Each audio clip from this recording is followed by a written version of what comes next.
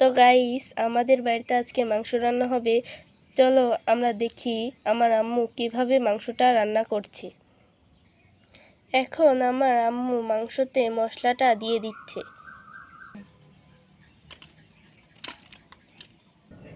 এবার মশলাটা মেখে নেব। এবার মেখে 10 মিনিট টাইম রেখে দিব। 10 মিনিট পর চলে এসেছি। চলো এবার আমার আম্মু কী করে রান্না করছে সেটা দেখে নিই।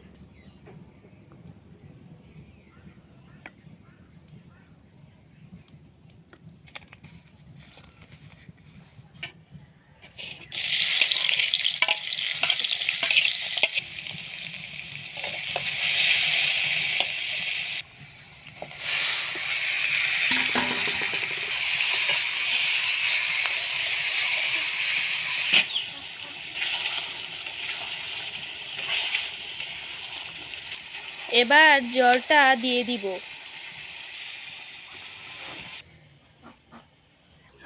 মাংসটা রান্না হয়ে গেছে।